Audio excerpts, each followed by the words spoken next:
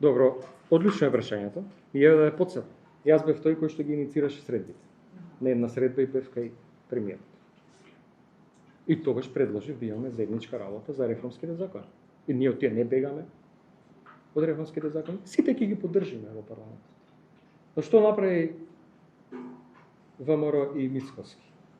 Ниту една од нашите сугестии не прифати. Реформските закони, според нашите експерти, според мислењата кои што ги дадовме во Министерството за правда, воопшто не ги следат препораките од оценската мисија. Че реформските закони, така како што ВМРО ги предлага во собранието, не се согласно препораките на Европа, туку нивна модификација со цел да се направи тригна системот. Понатаму, кога јас ги предлагав тие средби, и не знаевме за криминалот и корупцијата кој што сега го откриваме. И не знаевме за мигрантите за пари. И не знаевме за Алта банка и сомнителниот капитал кој што влезе во земјава, а кој што одбиен од Европска унија. Алта банка во чии што борд членуваат луѓе блиски до ВМРО-ДПМНЕ. Ние тоа не го знаевме, а откога тоа го обзнанивме, средба со криминалци нема да има. Нема да има средба со луѓе кои што ја плячкаат државата, а за сметка на тоа ја блокираат во нашиот пат кон Европска унија. Зошто? За да нема контрола. Нема средба со такви луѓе. Да, јас покажа добра волја, па вие знаете кај ја покажа добра волја. Кога не ги знаевме сите овие работи. И уште стојам на тоа.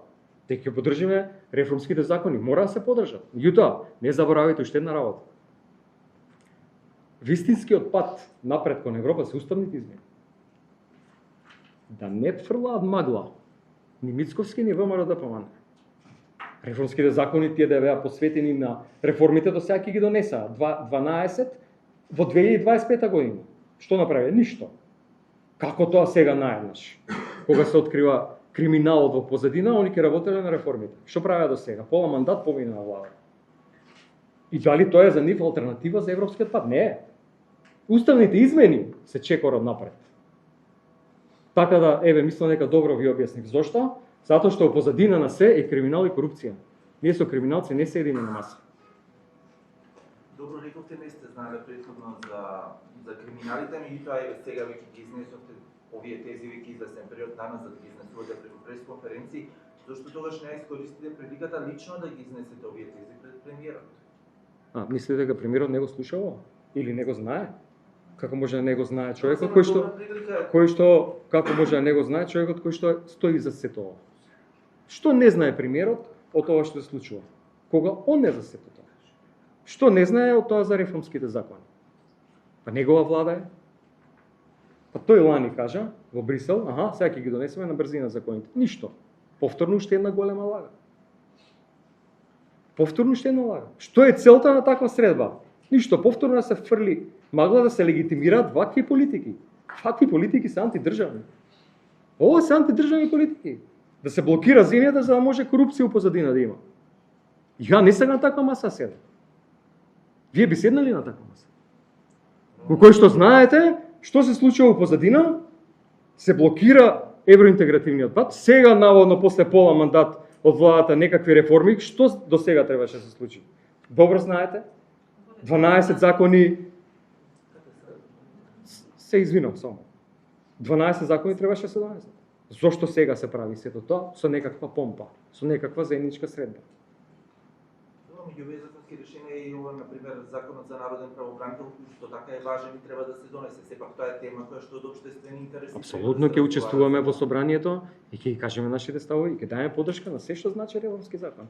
Ние не бегаме од дебата, ама да седиме на маса, која што некој сака да не стави во кругот, да се ги легитимира своите работи, кои што се случуваат во позадина, зад завесата. Извинете, не. Извинете. Може да се заклучи во собрание, ќе поддржите. Апсолутно. Апсолутно. Гледате, апсолутно. Но гледате, ја ги инициирав тие заеднички работи, лани, после Кочани, да ги донесеме заеднички реформските закони. Јас бев тој кој што ги инициираше тие заеднички постапки работи. Ние формиравме работна група. Притоа нашите сугестии не ги прифатија. Сега гледаме како доаѓаат законите во собрание.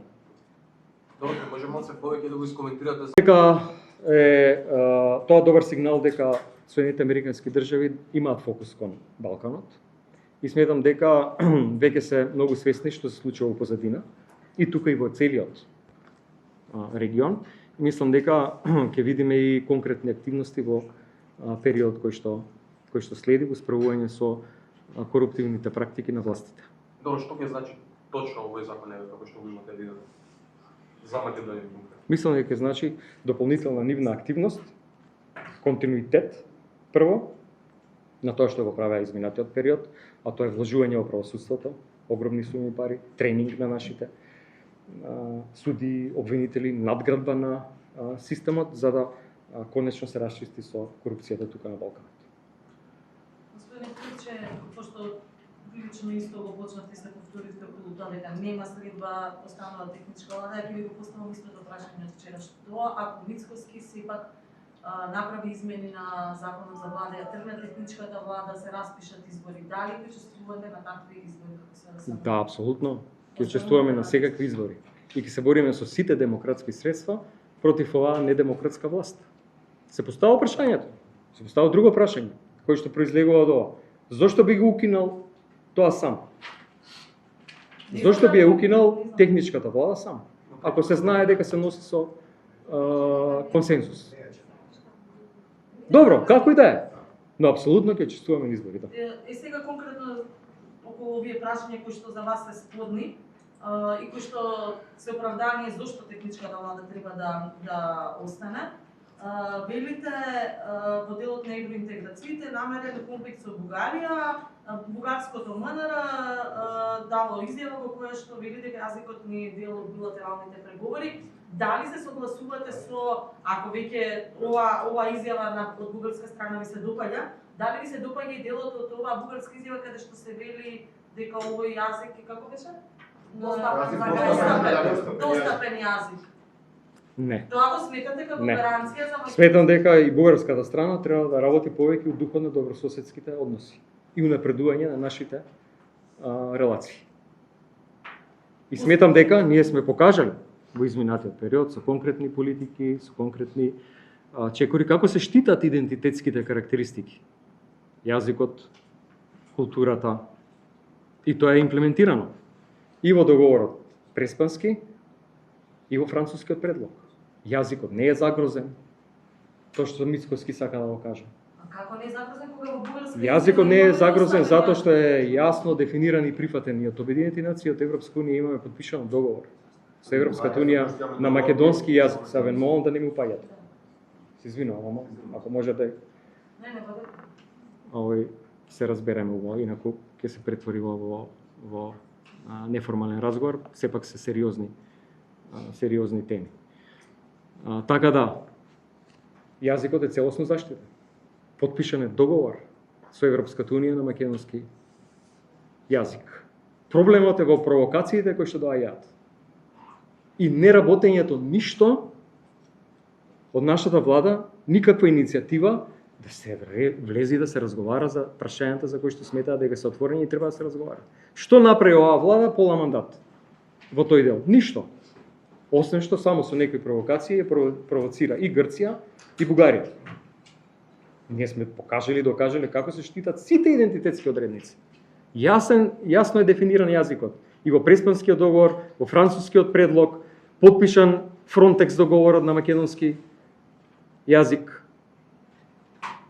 Никако и Бугарија тоа го потврдува. Дали треба и тие да работат повеќе у духот на добрососедски односи? Да. Сметам дека треба. Што би направиле вие, да сте премиер, што би направиле во ваква ситуација кога ви стига изјава достапен јазик и како би разговарале со Бугарија? Гледате. Разбирам вашите ставови околу тоа што владата прави или не прави во делот на Бугарија. Сепак вие сте опозиција и мора да дадете предлог како сакате или да излезете, велите ќе излеземе на избори. Граѓаните за каква опција би гласале? Што е вашиот став, вашата позиција? Што би направиле? Гледайте, значи не може да зборувате како некој би реагирал за некоја апропо некоја туѓа провокација. Добре, што би како би ги продолжиле гледайте, полека. Тргнете го на страна изјавата. Значи да не се фрла магла и да не се прават никакви лажни сценарија, чекорот напред. Во тој дел се уставните измени. Тоа треба да се направи. Знаете, Тоа треба да се направи.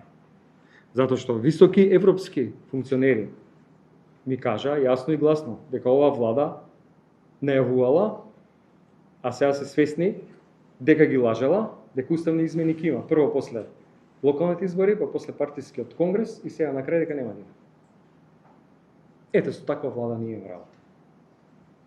Знаете дека половина од членството на СДСМ не го поддржува францускиот предлог.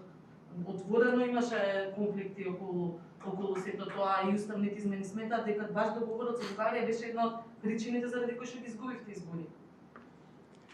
Ова е риториката на ВМРО-ДПМН. Јасно ја препознав.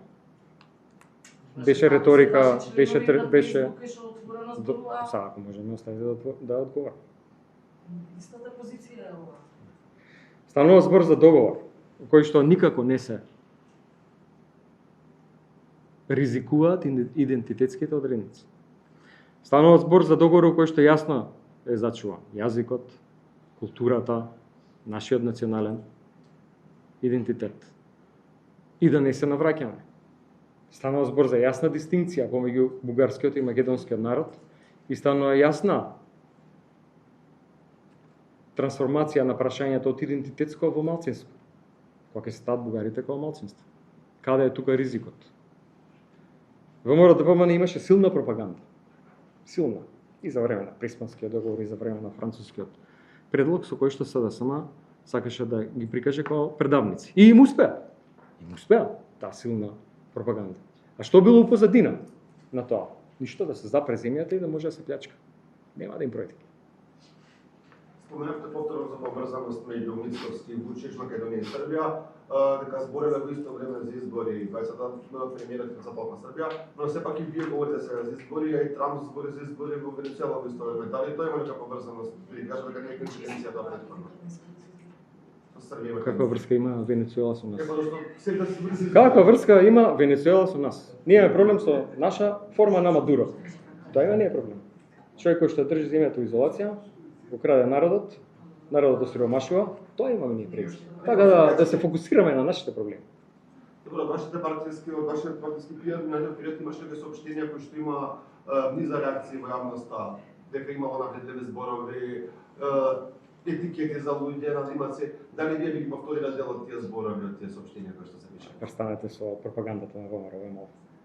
Пропаганда би ги повториле. Престанете ве молам со фейк ньюс и со дефокусот, престанете. Други сериозни прашања. Да се вратиме Престанете со тоа. натрешните политички прашања. Ако може ќе ве навратам само да спомнавте анкетната за Кочани. На пред овогодишниот брифинг спомнавте дека ќе доставите предлог имиња, меѓутоа тоа барем до сега мислам дека не се. Да, затоа што нема барање од председател. Тогаш, после брифингот, кога го поставивте прашањето, провери во собранието, следниот ден, после тогашниот брифинг, немаше барање од председател на собрание за имиње за анкетната комисија. Значи барање не е доставено. До нашата пратеничка група. Сепак за техничка влада кажам дека прво што инициираше некој да се укине таа, што спомна, беше вашиот претходник во партијата Димитар Ковачевски, кој што кажа дека таа била за некои други времиња веќе пред парламентарните избори. А зошто сега вие не сакате ниту дебата за такво нешто? Премињата се исти како минатото владење во ВМРО-ДПМН. Злоупотреба на институции и плячка. А што ви пречи толку многу во СИФ-сити? Да, велите нема надзор. Добро е ако има опозицијски министер за време на избори, за да видиме дали се слини нешто. Тој опозицијски министер после ќе рече да овие власта, он ги контролира. Не така, има дополнителни министри. Не, комбинирана е конструкцијата на министерството. Не е така. Не е така. СИФ-сити никој не го проблематизира од аспект на безбедност. Од аспект, и тогава молам да бидете многу прецизни. Кој и како располага со податоците од СИФ-сити? Движењето на луѓето, возилата, поединците. Тоа е тоа што јас го прашувам. Никако од аспект на безбедност. Ама апсолутно никако. Ве молам да не го спинувате тоа. Повеќе. Доколку и натаму остане техничката влада, мислам, ако не се донесе таква одлука овие денови, Со оглед на тоа дека имаме нови министерства во државата. Не е иста ситуација од 2016 година кога се направи овој договор со наведени министерства. Дали сметате дека треба да се изврши и нова распределба на министерствата, која што би ги добила опозиција? Добро, гледате, концептот на министерството е ист. Некој се да дополнете, некој се. Да. Ние укажувавме и тогаш дека согласно зородуто владата не е спремна да го имплементира тоа. Луѓе со месеци не земаат плата, од кога се смени законот за влада. Веројатно ќе треба да има модификација. Која што е формално. Благодарам на сите.